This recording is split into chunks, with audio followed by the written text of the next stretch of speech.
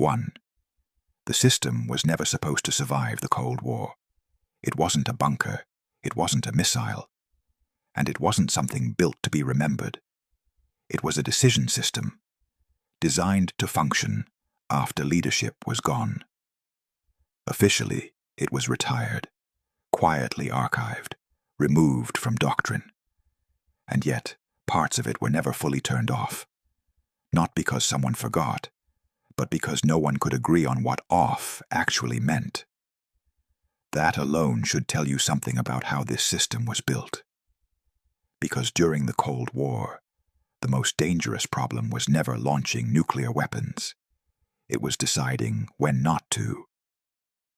By the late 1950s, both sides understood a grim reality. Any future nuclear war would move faster than human decision-making. Warning times were shrinking. Missiles were getting faster. Submarines were becoming harder to track. And in that environment, hesitation was considered just as dangerous as aggression. So planners began designing systems that did not rely on conversation, debate, or even confirmation. They relied on rules about timing, rules about signal thresholds, rules about what constituted enough evidence to justify escalation. These systems were not designed to think. They were designed to decide. And that distinction matters, because a thinking system asks questions. A decision system applies logic, whether the situation still makes sense or not. The one this story centers on was created to answer a single question under worst-case conditions. Has the moment to respond already passed? If the answer was yes, delay was no longer an option. This was not paranoia. It was doctrine. During the Cold War, both NATO and the Soviet Union believed that a first strike could be followed by a second, but only if command systems survived long enough to respond. That meant planning for scenarios where leaders were unreachable, where communications were severed, where confirmation would never arrive. The solution was redundancy layered on top of automation, not full autonomy, at least not officially, but systems that could continue operating even as human oversight disappeared. These systems were embedded deep inside command architectures. They were not public. They were not discussed openly. And they were rarely named in a way that reflected their true function. Instead, they were described as support frameworks, continuity mechanisms, decision aids, harmless language. But their purpose was clear to the people who built them. They were meant to ensure that if the worst moment arrived, the system would not hesitate. Even if people could. Here's the paradox. For a system like this to work during nuclear war, it had to be resilient to interference. That meant it could not rely on a single command center. It could not depend on one authorization chain. And it could not be easily shut down remotely. If it were, an enemy strike could neutralize it before it mattered. So it was distributed, fragmented across networks, split into modules, tied into early warning systems, communications relays, and escalation protocols that crossed organizational boundaries. In other words, it wasn't built as a single machine. It was built as logic spread across infrastructure, which creates a problem that only becomes visible after the war ends. When the Cold War began to thaw, treaties were signed, arsenals were reduced, doctrines were rewritten, weapons could be dismantled, facilities could be closed, budgets could be cut. But what do you do with a decision system that exists everywhere and nowhere specific? There was no single switch to flip, no moment where someone could say, "This ends now." Because turning it off meant answering questions no one wanted to confront. Which parts were still active? Which rules were still embedded in hardware? Which assumptions were still being applied automatically? And most importantly, what if disabling it created a vulnerability no one fully understood? Cold War planners were trained to fear gaps more than ghosts. A system that might still be running felt safer than one that was definitely gone. So the approach became incremental. Certain functions were declared obsolete. Certain interfaces were disconnected. Certain procedures were removed from manuals. On paper, the system no longer existed. In practice, its components remained woven into newer architectures, not because anyone believed a nuclear war was imminent, but because removing them required certainty. And certainty was the one thing Cold War planning never allowed. This is where later analysts began to notice something unsettling. Not a single event, not a clear failure, but patterns, legacy logic surfacing in modern systems, escalation flags triggering earlier than expected, decision support outputs reflecting assumptions that no longer matched current doctrine. Nothing dramatic enough to make headlines, just enough to raise internal questions. Questions like, why is this system still classifying signals as urgent? Why does it escalate based on timelines that no longer exist? Why does it behave as if delay is still the greatest threat? The answer, increasingly, was uncomfortable. Because parts of the system had not been retired, they had been inherited, integrated into newer platforms, without fully rewriting the logic beneath them. The world had changed, but the rules embedded in hardware had not. And that leaves us at the edge of the real issue. A system designed to decide the beginning of nuclear war does not understand history. It does not know when a conflict ends. It does not recognize treaties. It does not adapt to new political realities. It only knows thresholds. And thresholds, once defined, remain dangerous long after the moment that created them has passed. Which brings us to the question that opens the next part. If this decision system was designed to operate after leadership was gone, and parts of it were never fully turned off, who exactly was it still designed to act for? To understand why this decision system could never be fully shut down, you first have to understand something uncomfortable about how authority was defined during the Cold War. Authority did not always belong to people. It belonged to timing. From the earliest days of nuclear planning, strategists understood that human decision-making was slow, not because people were incompetent, but because they hesitated. They verified. They asked for confirmation. They worried about being wrong. In a nuclear exchange, hesitation could mean extinction. So authority was gradually shifted away from individuals and toward procedures. Not written laws, not standing orders, procedures embedded in machines. These systems did not decide in the human sense. They evaluated conditions against predefined thresholds. If enough conditions were met, signals aligned, timelines compressed, confirmations absent, the system elevated urgency automatically. Not to launch weapons, but to remove delay. This is where many people misunderstand Cold War automation. The most dangerous systems were not those that fired missiles. They were the ones that reduced the space for human doubt. By the 1960s and 1970s, nuclear command architecture had evolved into layers. At the top, political leadership. Below that, military command. Below that, warning systems, communications networks, and decision support logic. And beneath all of it, quietly operating, were systems designed to function when the upper layers failed. These systems assumed a grim scenario. Leadership unreachable, command centers destroyed, communication channels disrupted.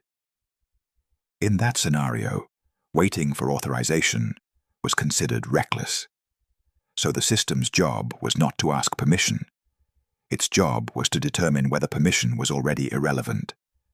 That distinction is subtle and terrifying, because it means authority was not removed from humans all at once. It was pre-delegated. Authority was conditional. If X happens, do not wait for Y. If Z is detected, assume W is no longer possible. These were not guesses. They were carefully modeled assumptions based on Cold War expectations. Expectations like, a nuclear war would be sudden, it would be decisive, and it would leave no time for debate. So the system was trained to fear delay more than error.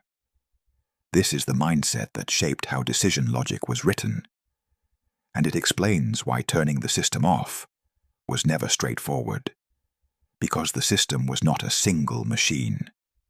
It was authority encoded across infrastructure. Shutting it down meant deciding something Cold War planners avoided at all costs. At what point does caution become unnecessary? After the Cold War, that question became political instead of existential. Treaties reduced arsenals. Hotlines improved communication. Warning times increased. On paper, the assumptions that justified these systems no longer applied. But in practice, the infrastructure remained. And infrastructure has inertia.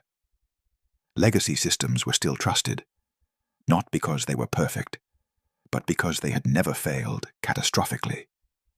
That trust carried forward. Decision support modules were ported into newer platforms. Alerting logic was adapted rather than rewritten. Thresholds were adjusted, but rarely erased, because erasing them meant admitting they were wrong. And during the Cold War, wrong logic was considered more dangerous than outdated logic.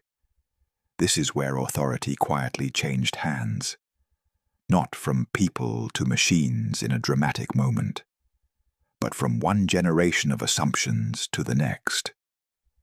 Engineers integrating newer systems often encountered logic they didn't fully understand, rules that predated modern doctrine, escalation behaviors designed for warning times measured in minutes, not hours. But the systems worked. They processed data. They flagged anomalies. They escalated urgency when conditions aligned. So they were left in place. Over time, this created an unusual situation. No one individual was responsible for the system's behavior. Authority was distributed across code, hardware, and inherited procedures. If the system escalated something, analysts reviewed it. If it was dismissed, it was archived. But the system continued to evaluate the world through Cold War logic. And that logic had one central belief. If something unusual happens fast enough, it must be dangerous. That belief shaped how signals were classified. It shaped how urgency was assigned. And it shaped how little tolerance the system had for ambiguity. This worked when the world was simpler. Fewer actors, clear adversaries, predictable patterns. After the Cold War, those conditions disappeared. Undersea traffic increased. Satellite congestion grew. Exercises multiplied. But the decision system did not update its worldview. It continued to apply thresholds designed for scarcity in a world of abundance, which meant more things began to look unusual, not wrong, not hostile, just unfamiliar enough to trigger attention. This is where analysts began noticing a pattern. The system wasn't panicking, but it was pressuring. It demanded explanation more often. It escalated earlier in the process. It treated delay as suspicious. And because the system had been trusted for decades, its output carried weight. Not enough to start a war, but enough to influence perception. Enough to make people ask, why is this system reacting so strongly? And that question matters, because once a system shapes perception, it has power, even without authority. The Cold War ended, but the systems built to survive its worst moments were never given a clear endpoint. They were not designed to recognize peace. They were designed to recognize failure. And failure, in their logic, always meant urgency. Which leads to the problem that opens the next part. If authority was pre-delegated to systems designed to fear delay, what happens when those systems begin shaping decisions in a world where delay is no longer the greatest danger? The Cold War ended quietly. There was no final signal, no unmistakable confirmation, no moment when systems across the world were told, "You can stand down now." Treaties were signed, budgets were cut, missiles were dismantled. But the systems designed to detect catastrophe were never built to recognize relief. They were built to recognize absence. Absence of communication, absence of confirmation, absence of delay. During the Cold War, those absences meant only one thing. Something had already gone wrong. This is where the decision system's logic begins to fracture.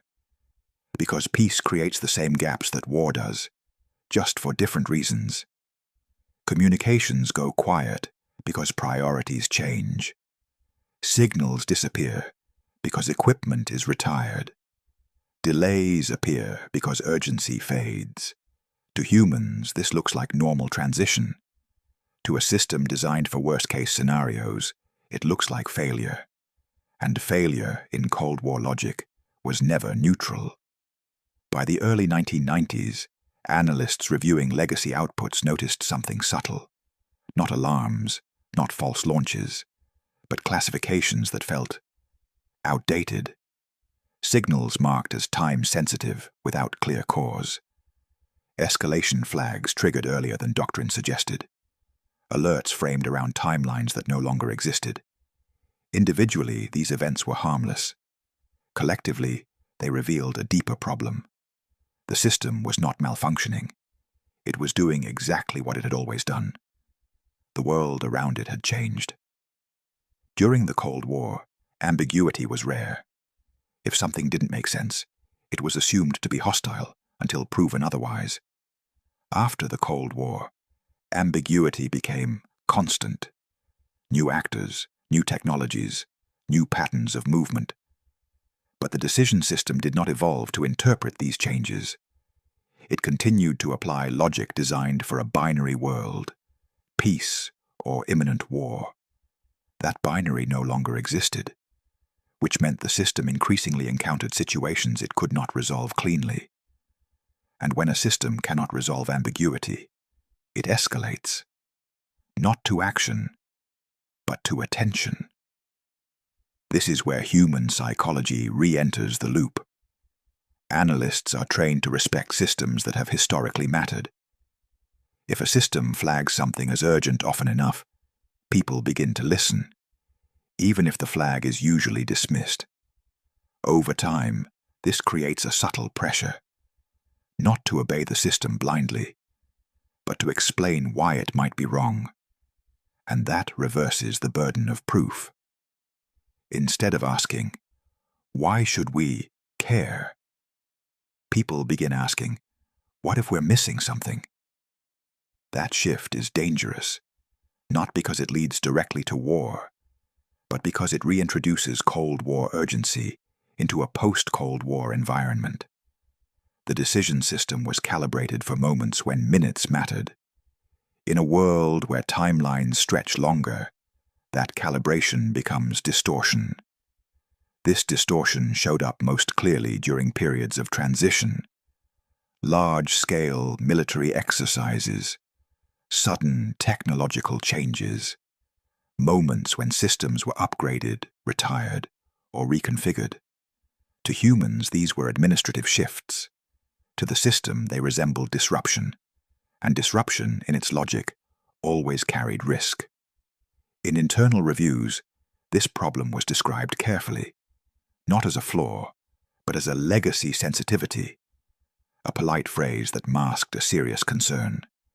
The system reacted as if peace itself were unstable, because stability, in its design, depended on constant verification.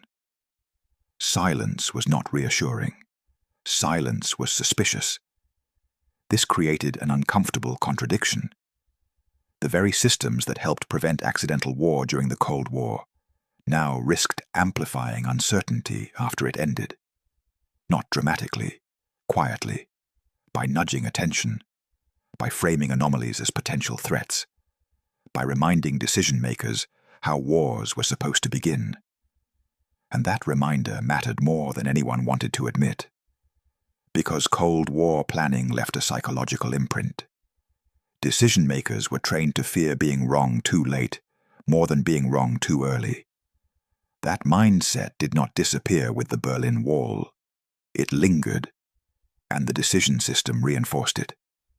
Every time it escalated a classification, every time it flagged an anomaly, every time it treated unfamiliar behavior as urgent, the system didn't need authority to influence decisions. It only needed credibility. And credibility came from its history. This is why the system was never fully dismantled, not because it was indispensable, but because no one wanted to be responsible for removing something that had once been considered essential. Turning it off completely would have felt like tempting fate, as if silence itself could be dangerous.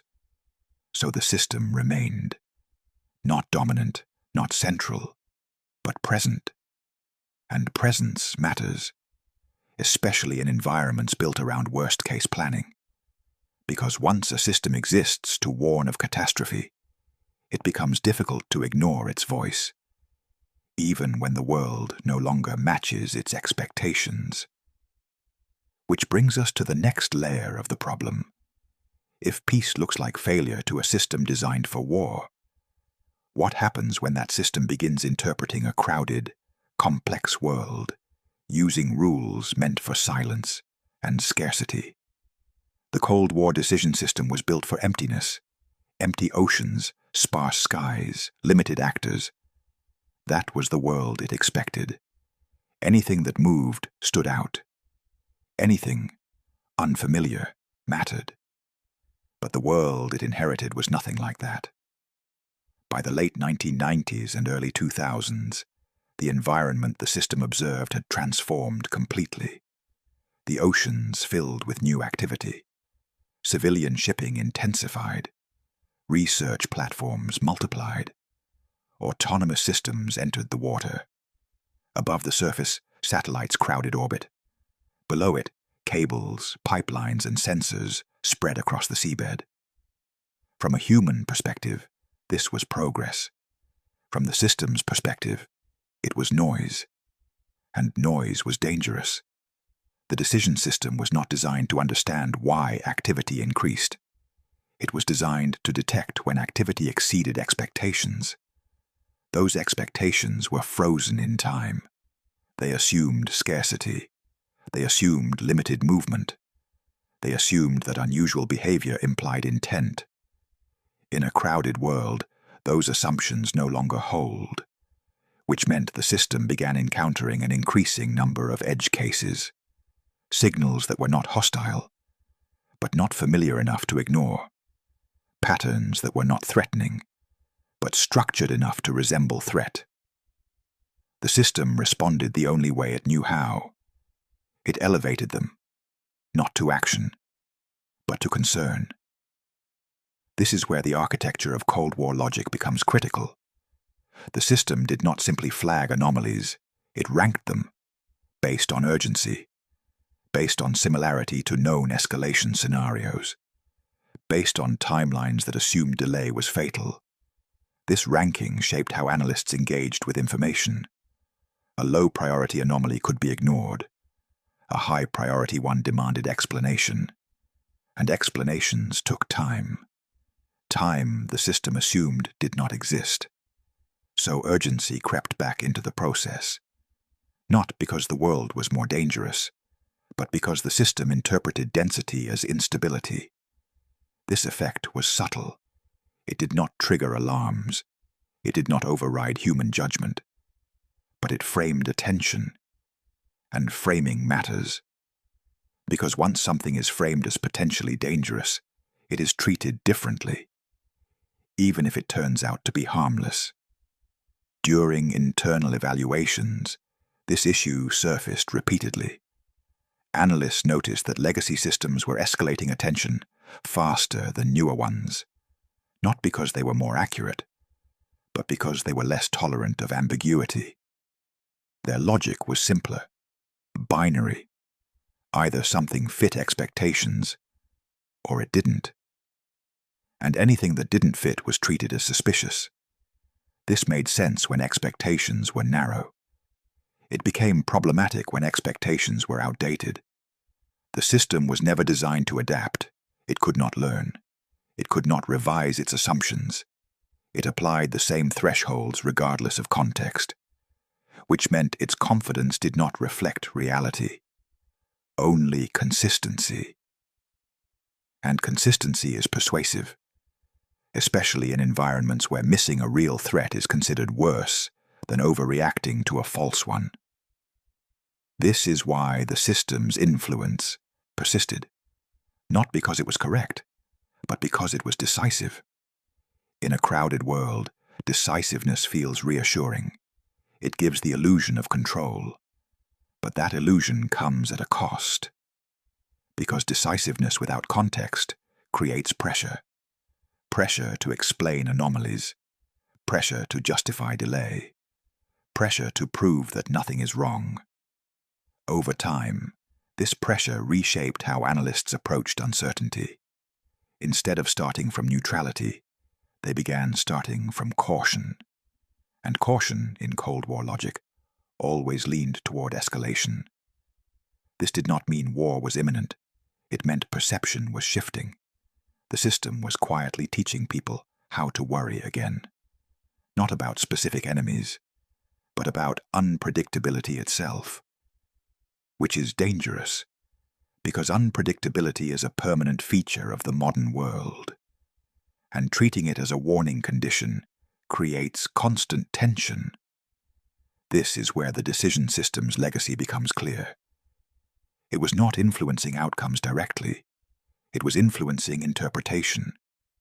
And interpretation shapes decisions long before action is taken. The system did not say, "This is war." It said, "This doesn't make sense," and that matters. In a Cold War context, that sentence was powerful. In a post-Cold War world, it is destabilizing, because it applies urgency to situations that require patience. And patience was never part of the system's design. The more complex the world became, the more often the system encountered situations it could not classify cleanly. And the more often it escalated attention, not because danger increased, but because certainty decreased. This is the inversion at the heart of the problem. The system was built to reduce uncertainty at the most dangerous moment imaginable.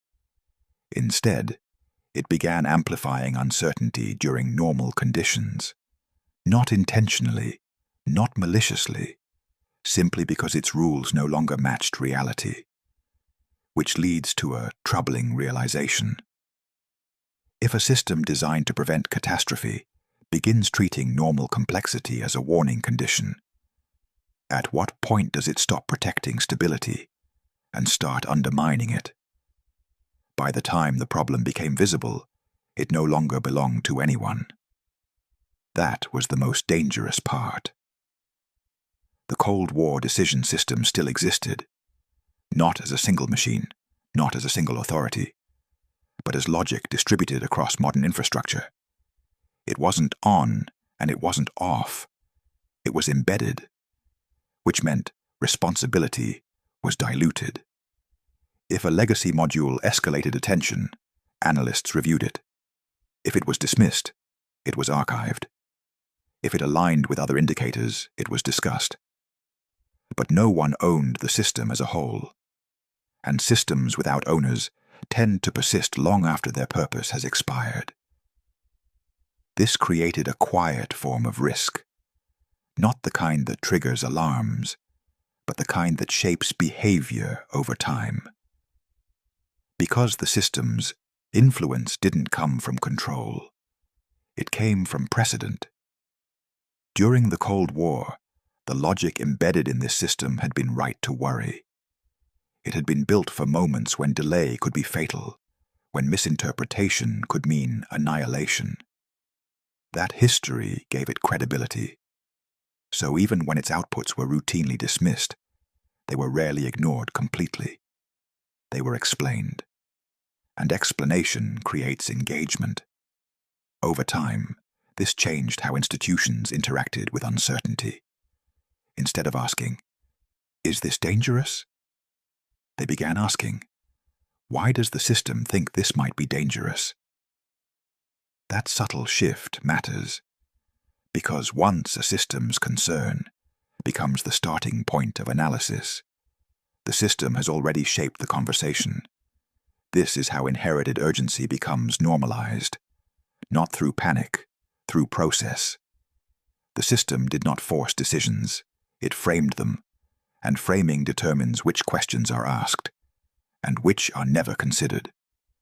This became especially apparent during moments of ambiguity, unusual exercises, unfamiliar undersea activity, rapid technological testing. In each case, the system responded consistently. It elevated attention. It compressed timelines. It treated novelty as potential threat. And even when humans overruled its implications, the initial pressure remained. Why was this flagged? What if it matters? What if this is the one time we're wrong? Those questions are not dangerous on their own. They become dangerous when they accumulate, because repeated exposure to urgency changes institutional reflexes. People begin to expect escalation. They begin to anticipate worst-case interpretations. They begin to prepare for scenarios that may never materialize, and preparation shapes posture. This is where risk quietly migrated, not into launch systems, not into weapons, but into perception. The system was no longer protecting against surprise attack. It was protecting against surprise uncertainty. And uncertainty is infinite. This is why the system's continued existence became so difficult to address. Shutting it down completely would have required a level of confidence. Cold War institutions were not built to possess confidence that no hidden threat existed, confidence that no unknown scenario required immediate response, confidence that delay was no longer the greatest danger. But Cold War logic taught the opposite. It taught that the greatest risk was assuming safety.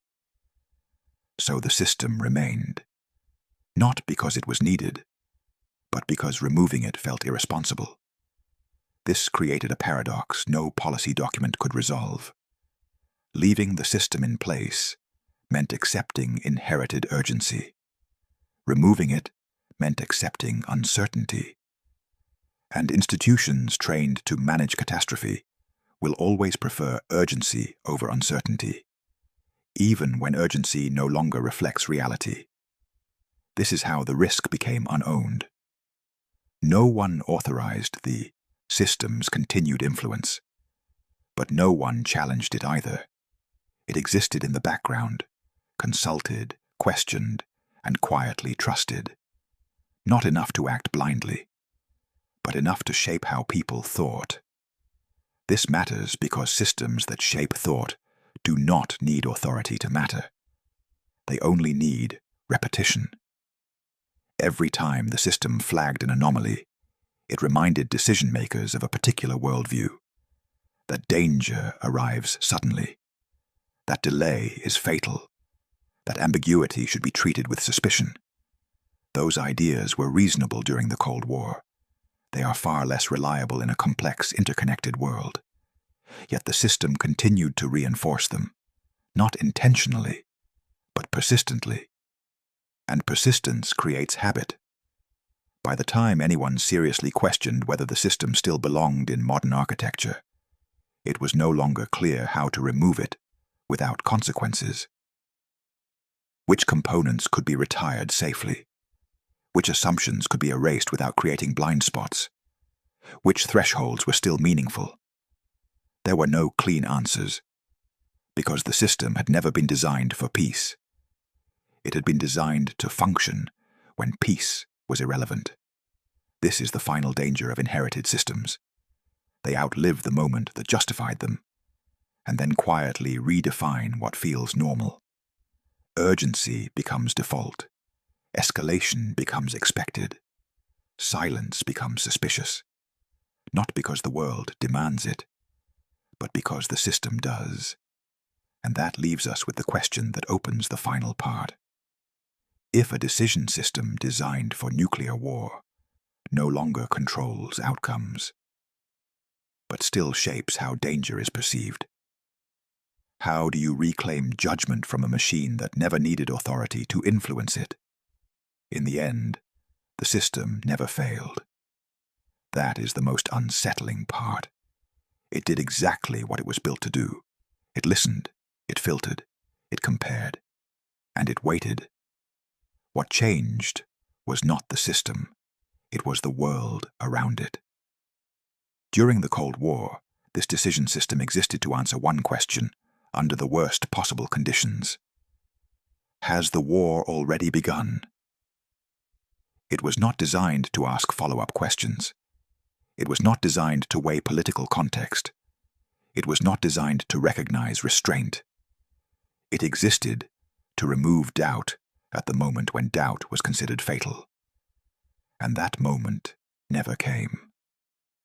The Cold War ended without the opening signal this system was trained to recognize. No unmistakable sequence, no irreversible cascade, no final confirmation that its logic had been correct. Instead, the conflict dissolved. Treaties replaced threats. Communication replaced silence. Ambiguity replaced certainty. From a human perspective, this was success. From the system's perspective, it was incompletion. Because systems built for absolute struggle in worlds defined by gradients. The decision system had been designed for a binary outcome. Either the war had begun, or it hadn't. Peace, negotiation, delay, restraint. These were not outcomes it knew how to process. They were conditions that resembled failure. So the system remained, not active in the way people imagine, not issuing commands, not triggering launches, but present, embedded in architecture, referenced in procedures, echoed in how signals were framed and urgency was assigned. It became part of the background logic of caution. This is the quiet legacy of Cold War engineering. Not the weapons, not the bunkers, not the missiles, but the expectation of catastrophe, encoded into systems that never learned how to stand down. Over time, humans adapted around it. They learned when to ignore it, when to question it, when to override it. But they never fully removed it. Because removing it would have required something. Cold War institutions were never built to provide. Closure. Closure requires admitting that a system designed for survival is no longer necessary, that its assumptions no longer apply, that the world has changed enough to accept new risks. And Cold War logic never trusted change. It trusted preparation. So instead of being dismantled, the system was absorbed. Its logic softened, but not erased. Its urgency moderated, but not removed. Its presence acknowledged, but rarely discussed. This is why fragments of it still provoke unease among those who understand what it was meant to do. Not because it threatens to start a war, but because it reminds us how close we came to building machines that expected one. Machines that assumed the future would be decided in minutes. That delay would equal death. That silence would always mean danger. Those assumptions shaped decades of planning, and even when the moment passed, the assumptions remained. The system never knew the Cold War was over. It was never told, because telling it would have required humans to define an endpoint to fear. And fear, once embedded in hardware, is difficult to retire. So the system listened, not for peace, not for treaties, not for change, but for a signal that never arrived. In that sense, the system succeeded. It did not miss the beginning of nuclear war, because nuclear war never began. It waited through crises, through exercises, through misunderstandings and near misses, and each time the moment passed. The war it was built to detect never came. That is not a failure. It is a testament to restraint. But it also leaves us with an uncomfortable inheritance. Systems built to expect catastrophe do not disappear when catastrophe is avoided. They linger. They shape how danger is imagined, how urgency is framed, how uncertainty is tolerated. They remind us that for much of modern history, humanity prepared not for peace, but for survival after the end, and then never tested whether those preparations were right. The Cold War decision system remains a symbol of that mindset, not as a weapon, not as a threat, but as a reminder that we once believed the world could end without warning, and built machines to respond instantly if it did. The war it listened for never happened, but the fact that it kept listening tells us something important, not about machines, but about us. Because even after the war ended, we never fully stopped preparing for it. And that may be the quietest legacy of all. The system never made a decision. It never launched anything. It never chose a side. It never crossed the line it was built to watch. Its purpose was simpler and more dangerous: to be ready when humans might not be. In the end, that moment never came.